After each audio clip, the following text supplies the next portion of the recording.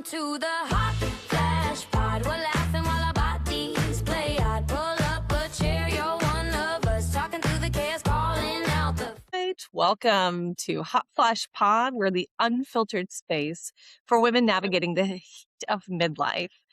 Of course, you know already, if you've been listening, that we're here to laugh, commiserate, and keep it real about the sandwich generation, perimenopause, and everything in between. So you're here to listen to us blend storytelling with, of course, humor, but tackling the chaos of raising teens, caring for aging parents, and figuring out why. Did we walk in the kitchen? I can't remember. Yeah, that's right. We have no homework, no perfection, just real talk from three friends trying to figure it out. So, welcome, Lisa and Melissa. We're back together again. Welcome to this week's podcast where we're talking about in episode 9, the legacy and the leap, what menopause will look like for the future of girls and women. I'm really excited about this one. It's an interesting one. I know, right? All the things hopefully our listeners are already thinking of. And I'm going to go ahead and jump in because it's my turn this week to talk about the flash and tell. And I am so excited to talk again since it's been a week. I decided to highlight the trip that Melissa and I took with another friend of ours to see a comedian that is talking about menopause and perimenopause, and that was Samantha Bee. And I want to tell you a little bit about it, mostly because of the topic that we have this week, because there was so just to set the context, it was a room full of men and women. So not just women. I was surprised. I don't know if you were too, Melissa, to see how many, I would assume partners, or maybe brothers, maybe family members, who knows, joining our conversation in which Samantha actually recognized the variety that was in the audience. And it was this moment of listening to the humor, where we've been, maybe even where we're headed as part of that conversation. And I think that really sparked my interest in this theme this week, along with something that I've sent.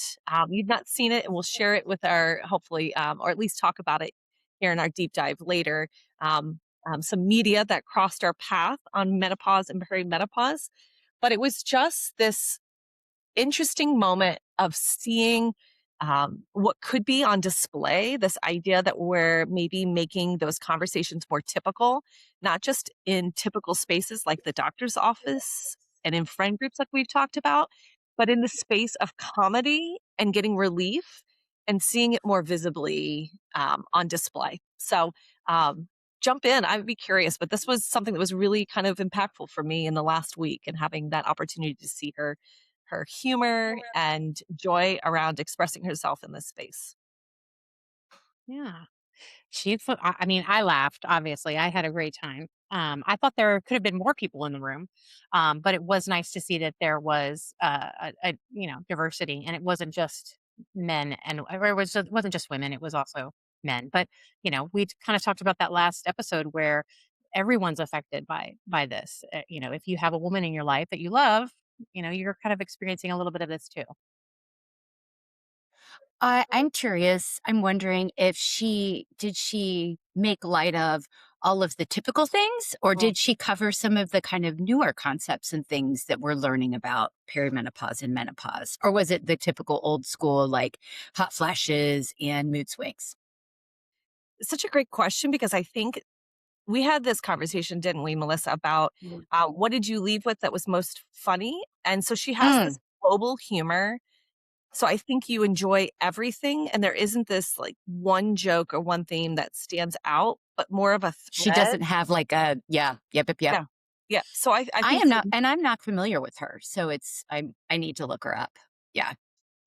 What I think was cool about it is you came out of there, feeling seen. It's like when you go to a New Kids on the Block concert, everybody remembers the 90s and where they were when they first heard, sort of thing.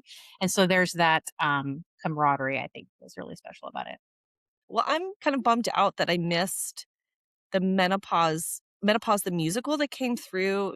Oh, yeah. It came through our city, and a group of us were going to try to go, and we just didn't make time for it for whatever reason, just busy time of year. And I wish I, for the very reasons that we're going to talk about here, of not just going and seeing, but also investing in these events or experiences that might be part of that shift of more transparency. So I felt, looking back, where are those? It's not, you can't do everything. You can't listen to everything, can't watch everything, but I am excited to see just how the future unfolds. So it's just a kind of maybe a preview to what we're talking about today in that sense. But it Yeah. was a good question. I don't think there was anything in particular. I don't know about for you, Melissa. Nope. Nope. It was all just great. It was funny. A good spirit. There were definitely a lot of constant laughter from the group. Everything from menopause, medicine, to how you dress, how you feel, the surprises along the way. So there were definitely some threads of themes that we've talked about before. And I'll just say Samantha Bee is from The Daily Show. So she was I'm sure she's done many other things. Oh, But yeah. yeah, exactly. As soon as I say that, most people remember who she is. Yeah.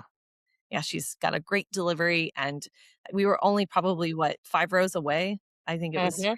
Yeah. Oh, nice. I did feel like I That's wanted to just fun. sit down and have coffee with her and have a chat, I know. We were really hoping that she would pop into. We were like, I wonder where she's staying. Like total stalker. I wonder where she's staying. Would it be so great if she came into our hotel bar? Yeah. Yeah. That would have been amazing. And I No. think she would have had a better time than we would have. So we are looking forward to carrying the story. Speaking of carrying the story and the conversation along, this is our chance to jump into our disclaimer, which is, of course, we're always here to be funny and share experiences, but we are not medical professionals. So take what you want, leave the rest, or leave it all for that matter. But hopefully you come here and have a great time listening to our storytelling. And for our deep dive this week, it's really an opportunity for us to look at, look at the theme of the future.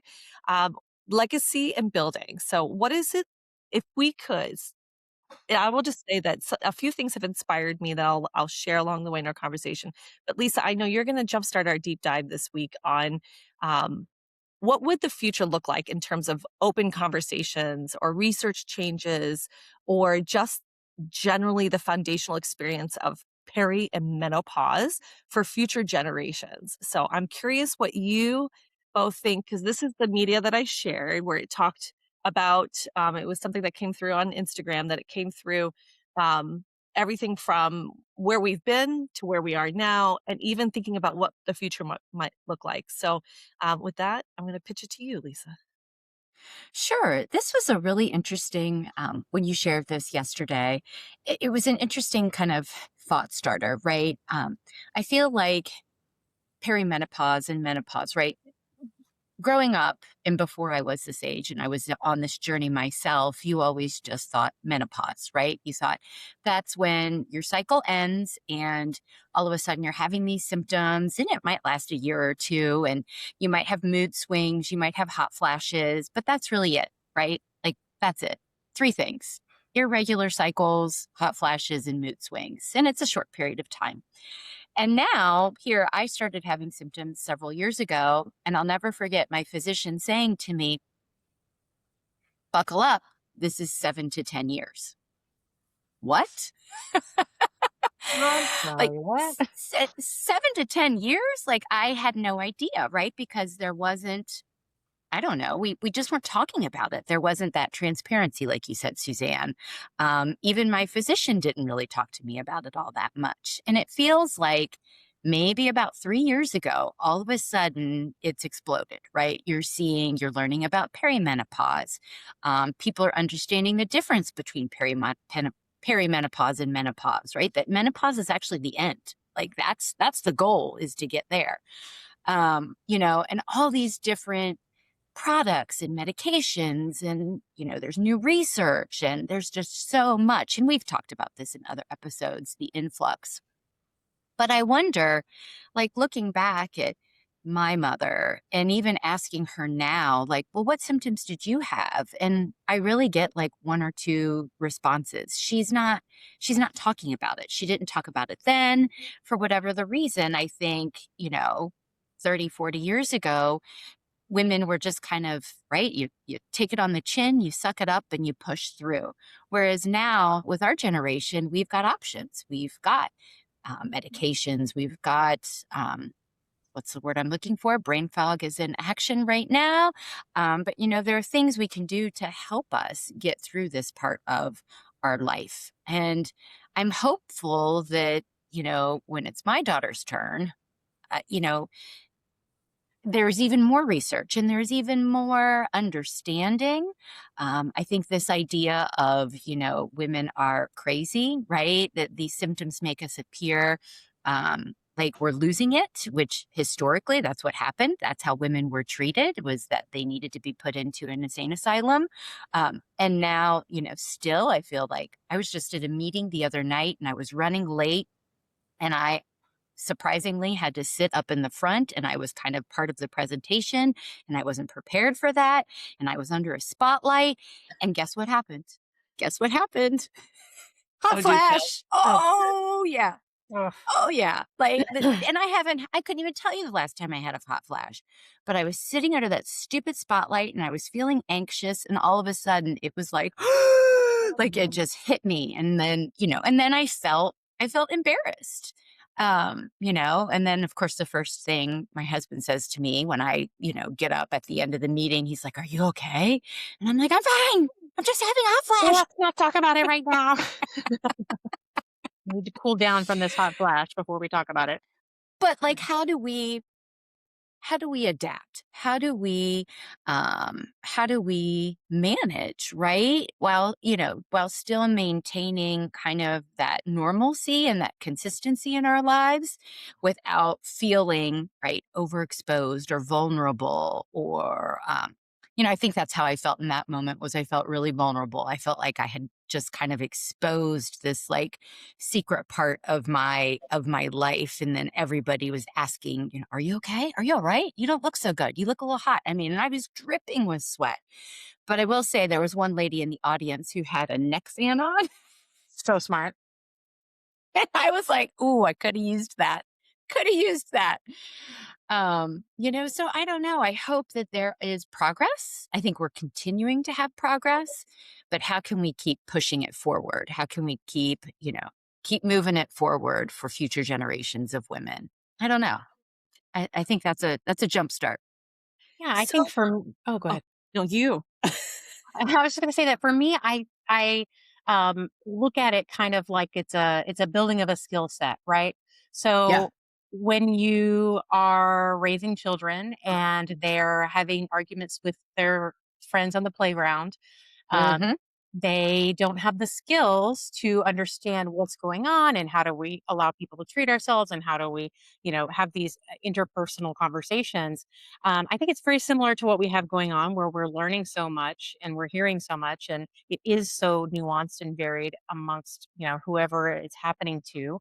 And so that's really what I'm hoping that we can hand down is that there are a set of skills, there's a path, there's a this was my experience. And so now instead of just suffering in silence and then also Yes. maybe forgetting, because that's probably Mm-hmm. what happens to a lot of, those ladies is that you just forget. You want to block it out. Let's not talk about it anymore. I'm over it. I don't want to go revisit that. And It's in the so past. it's in Yep. the past, right? And so maybe that can be what we can hand down is the skill set, the pathway, the options. Because I think that's when you have options, you have power. And when you have power, you feel a lot better about going through the hard things. Well, and feeling reassurance when you start to, Oh yeah, am I the especially if only one that they're, yeah, yeah. And when you have that you can have that conversation with someone, whether it's a medical professional or a friend, it makes you feel better that you're not alone on this journey, that you're not the only one experiencing it. Well, I have to jump in because I love to take it to the funny level because I know this group. And I don't know if you've seen the preview of I was trying to remember if you saw me looking down, I was trying to remember his name, but Sacha Baron Cohen Oh, came out Yeah. with a new Netflix movie, Yeah, right? yeah, yeah. And I have to say that looking at it, so it's as if the world were Mhm. reversed in terms of gender perspectives.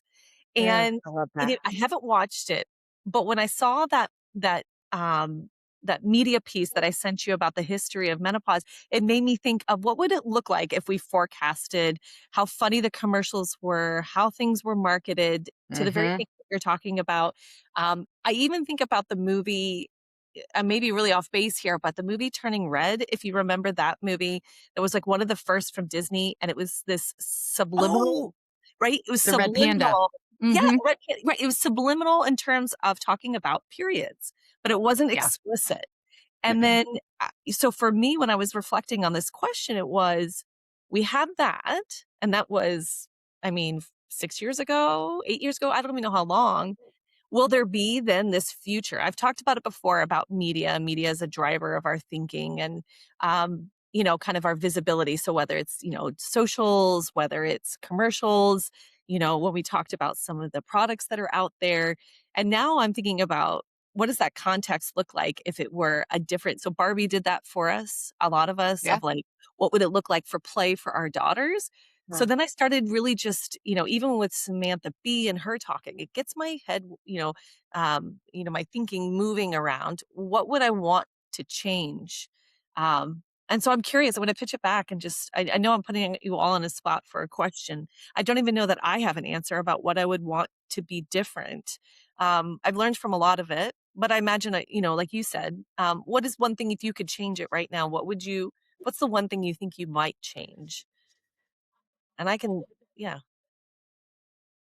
Well, I think it's interesting. I think when you just said that the media kind of controls, right, our perception of things. Yeah. That's what we see and hear first. And we have these perceptions of what the experience might be. And the experience is not the same for Yeah. every woman. It's Yep. very different. It's very, very different. Um, so I don't know if I would like if I could change something, like I mean, gosh, if I could get rid of hot flashes when you're Sure. sweating buckets in front of a group of people, and but it's also like I don't know. I also personally accept that this is a part of the human experience as a woman. Um, it makes sense biologically, right? That we're out of you know what's the word I'm looking for? Oh gosh, I've done that twice Childbearing now in years. this. Yeah. Childbearing years. Yes. Yeah. We're transitioning out of that into the next phase of our experience, which is interesting too to think about. I don't know. I don't know if I would change anything. You Oh, know, I, what Yeah. I'm thinking about as you're saying that is all of the, Instagram stills that we're seeing that talk about, that humans and maybe like one other animal are the only ones whose after you're no longer childbearing, that you are still like you still live a life and you still have a purpose. Yeah. And talking about that the majority of entrepreneurial women start their careers in their 40s. And so I think maybe that's the one thing that I would change is the communication and the positioning around where your life ends and where it begins. I feel like the reason we have the midlife crisis, just for men and for women, is because there is such a very clear pattern of what you should do in your life up until you're Mm-hmm. 30, and then Mm-hmm. after you're 30, it's like, well, just work and have some vacations until you die or until you can, fulfill your purpose to, the man and are no longer productive in capitalism. And so then you can retire. And I really hope that you get to spend some of the money that you saved, but probably not.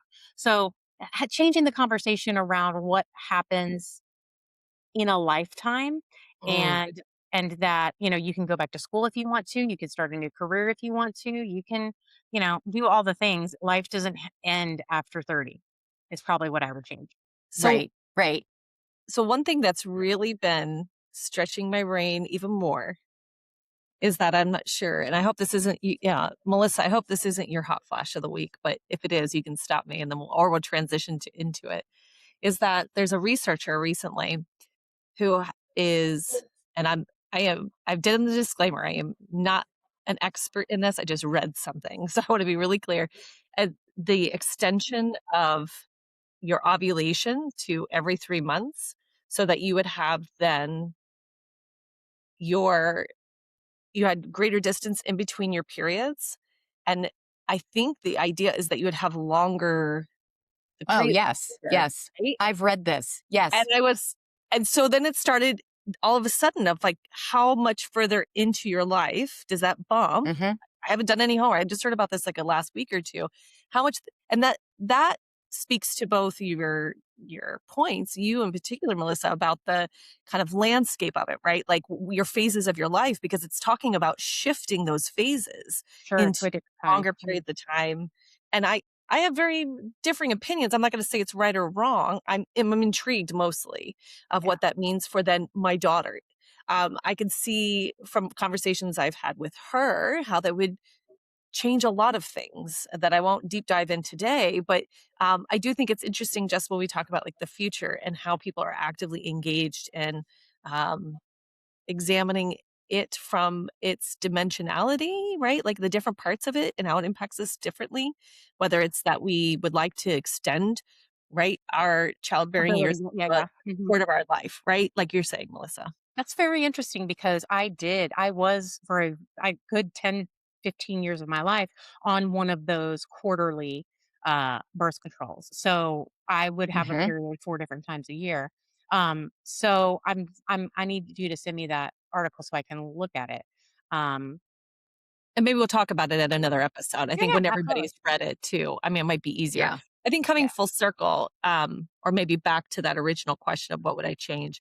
I think it's along the lines of what I've already seen generationally is their comfort level of talking about bodily ailments. Like nothing has changed in terms of age, of Yeah. like not wanting to talk about other parts of your experiences with your peers, period, right? I think that part is pretty typical of like, I'm not going to talk to you about that. But I think as time goes on, I think there are conversations that I was already having with my friends, but that I'm having way more explicitly and comfortably that I didn't before. And I hope the same for them, that I hope that the conversation becomes more welcoming and less shaming based. Yes. I think it's interesting too. I'm thinking about it, just tying this all up too. Societally, women have changed. Our roles have changed, Mhm. right? It's not, get pregnant, have babies, move on, right? Like you were saying, Melissa, but it's more like take time to get to that point. Figure out who you are. Get some grounding in whatever relationship you're in with that partner before bringing another human being into that relationship. So I think that gives us a stronger foundation.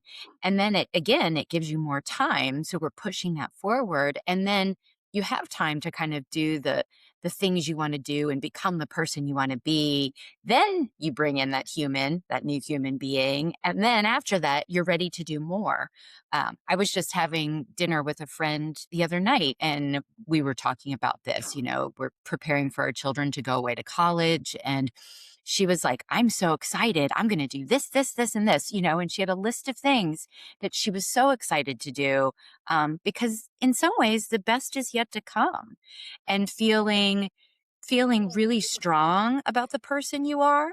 Yeah. You're really confident. There's no, you're not faking things anymore. You're not acting like you're someone else to fit in. This is who I am, unapologetically. This is who I am, and these are my opinions. Yeah. And I think that's really good for younger generations of women and girls to see, is that I'm not afraid to have fun and shake my butt in public, and I'm not afraid to give my opinion to the person sitting next to me at the bar at the restaurant. Like Yeah. whatever it is, we're allowed to have a voice, and we should have a voice, and we should share our voices loud and proud, as Here. women in this society. Here. I think Here. if feminism has taught us anything is that when you give women information about their bodies, they will share it. And the more you know, the better everyone else, the way both men and women are improved by that. Hmm. If whenever you were talking about young people talking about their bodies, I immediately thought about morality culture and how Mm. we are withholding information about how your body works because we want to control your reproductive rights, both on the man and the woman side, right? Hmm. How disastrous that can be. And I think when you and I think that leads into the whole um, crisis of younger people not having sex. I think that Mm. they are concerned about the fact that they are still held to certain um, moral standards while also knowing about the body, and so it's just taken a lot of the fun out of it.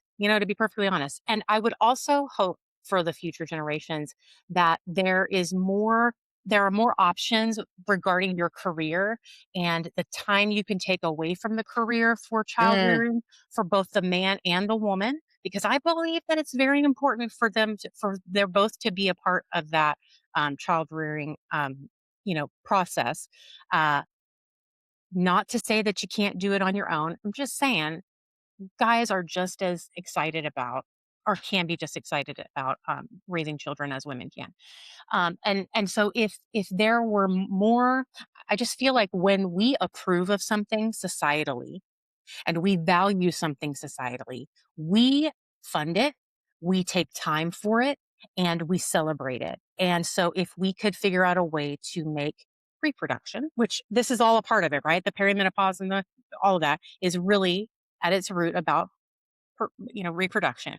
If we could value those things and change our conversations around how we are preparing for those things in our life, that the future generations would be a whole lot better than we were. Well, it's a great time to have you pivot to the hot flash of the week. So Sure. you're on fire. So we're going to keep you Whew. going. Sure, You sure. like I mean, that? I came up with that. I love it. Fire, fire. That was good. So, That was good. Thanks. over the last 4 weeks, there's been new research that has quietly landed in the medical journals showing something that women have kind of known for years, which is that menopause and perimenopause are not just the hot flashes and the mood swings, which we've talked about today. They are measurable and treatable events, right? Mm, And yeah, that they have real downstream consequences when you don't treat them. Like Lisa talked about the cardiovascular risk before. Mm-hmm. I've talked about the cognitive decline. I Mm-hmm. know, we've all known somebody with bone loss, or even just like the accelerated skin aging, right? Which is something that we'll have to talk about that I've been struggling with whole recently in episode. another episode, right? But the part that nobody's really saying out loud is that the women benefiting from this knowledge are overwhelmingly wealthy. Hmm. Uh, Mm. a study from the American Heart Association found that perimenopausal women are, twice as likely to have cardiovascular health replacement Mm-hmm. therapy, which prevents 30 to 50% of that acceleration of the skin aging. And there are just all of these downstream consequences to not having access to healthcare and not having Yep. access to information. So, something that could cost $20 to $300 a month, depending on your insurance coverage, is that's connected between menopause and your long-term health. If you are not the right person getting access to it, what consequences does that have? So wealthy women are they're talking with their OBGYN, and they are getting access to hormone replacement therapy, to Yep. skincare, to aesthetic procedures. But the rural women, the uninsured woman, the woman of color, with other reproductive and documentation barriers, the working class people, how can they take off time to have all of these doctor appointments? And Yeah. do they Yeah. even have access to the insurance that can get them this type of wellness care? So, Yeah. my question for you guys is, if research shows that having access to perimenopausal care gives you access, helps you live longer, helps you um, be more healthy, is it a is the healthcare gap a justice issue? Oh, And I'll kind of, Oh, don't get me and I just started. had to take it there, right? I think that's a whole episode. These are the issues. I mean, this is probably a whole nother Yeah. episode, right?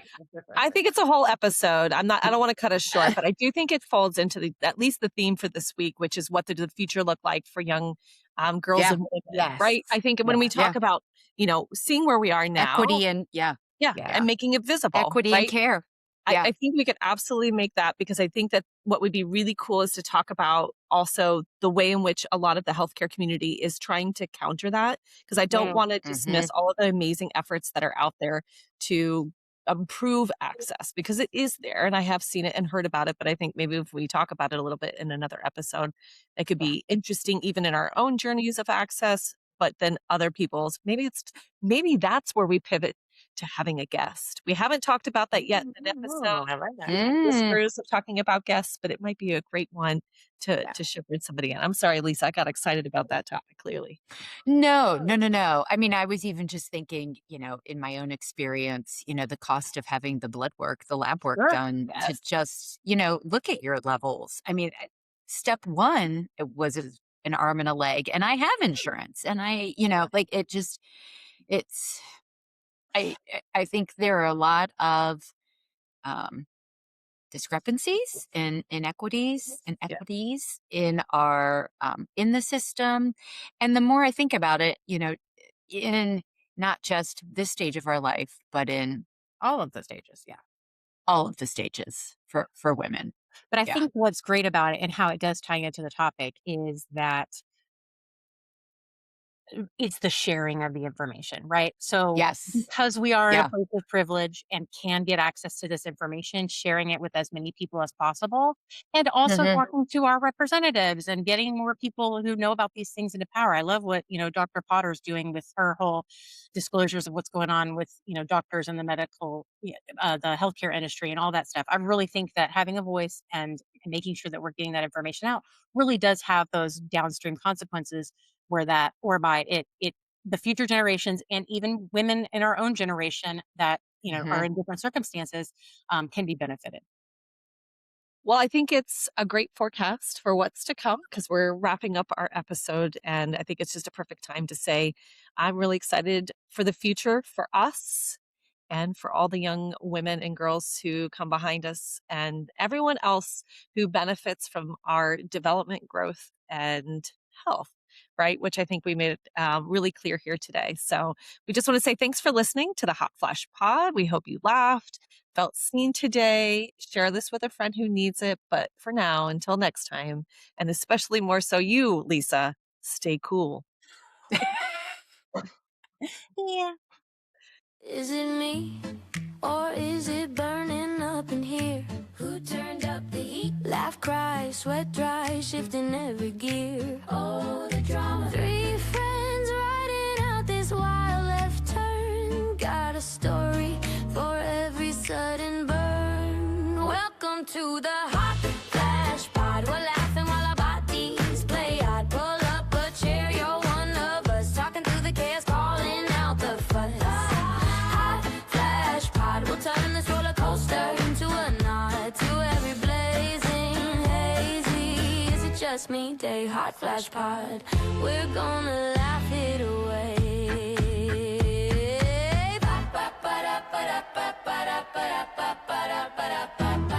Brain fog, mood jog, what was I just saying?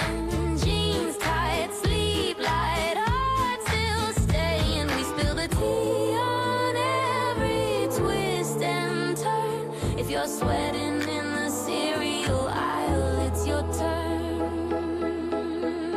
Welcome to the Hot Flash Pod. We're laughing while our bodies play hard. Pull up a chair, you're one of us. Talking through the chaos, calling out the fuss. Hot Flash Pod. We'll turn this roller coaster into a knot to every blazing hazy. Is it just me? Day Hot Flash Pod. We're gonna laugh it away. So hit play, lean back, feel seen. We're turning Perry into comedy queen. This is the Hot Flash Pod.